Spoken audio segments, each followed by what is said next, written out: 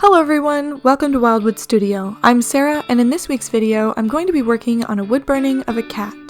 But wait, I hear you saying, you did a cat last time. And to this, I would respond, yep. So for most of this burning, I'm going to be using my spoon shader again. I've said in the past that this is my favorite pen, but I don't think I've ever really explained why, so here goes. First, you can achieve smooth blocks of shading by using the smooth, curved part of the spoon, which is probably what it was made for. But I also find that it's easy to get a variety of lines using the edges of the spoon as well. I prefer to do this for a lot of my line work, not just because it's easier than switching pens, but also because I find it's easier to create organic shapes and lines this way than with a knife or spear-shaped pen. This is because sharper pens tend to dig in more and give much deeper, crisper lines. Okay, let's get started.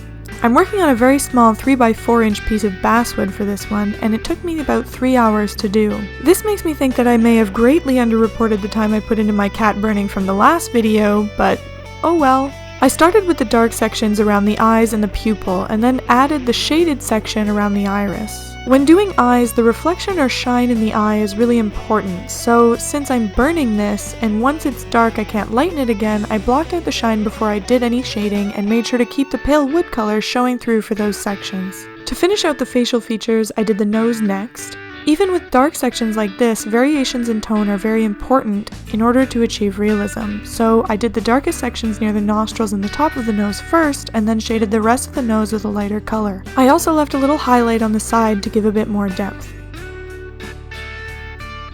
Next was the fur.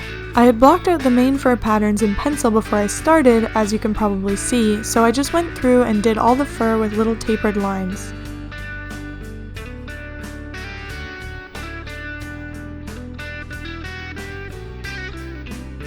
To achieve this look, I start slower and press down more at the beginning of my line and then pull up and flick away a bit near the end. To get darker colors in general, I just move my pen more slowly across the wood, which is better than trying to press down really hard because it gives more control.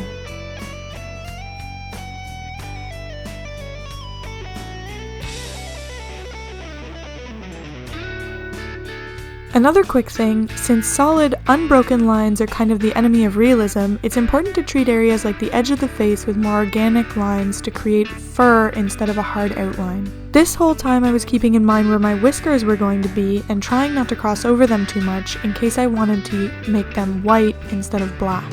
Then I just went back over the face and darkened some of the fur. I know that I started out dark on the eyes and the nose, but those areas are a relatively flat color, and I knew they needed to be almost black. Most of the time, it's better to start out too light and have to go over it again than to start out too dark and not be able to do anything to fix it.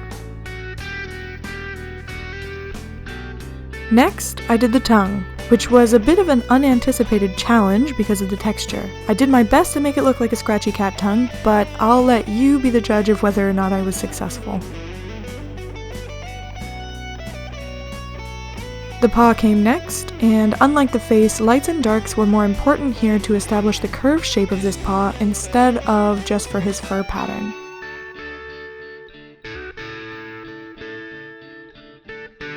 Next things next, I switched to my small spear tip pen and added in his whiskers. They were all solid black lines to start, but as I did the body, I left a white outline on the underside of some of the whiskers to make sure that they stand out against the darker sections of the background.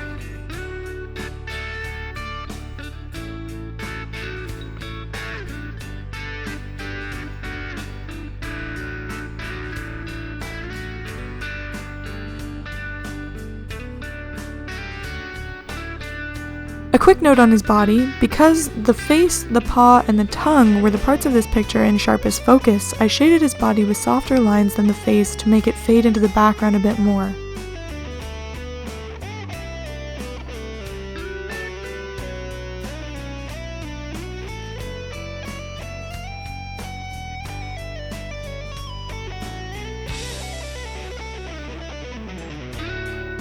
I hope you enjoyed this video. Please leave a comment down below and let me know what you think. This is the finished burning. If you want to see more of my work, you can check out my Facebook page or follow me on Instagram. Also, please make sure to like this video if you haven't already and subscribe to my channel so you don't miss all my future art videos. Thanks for watching, and I'll see you next time.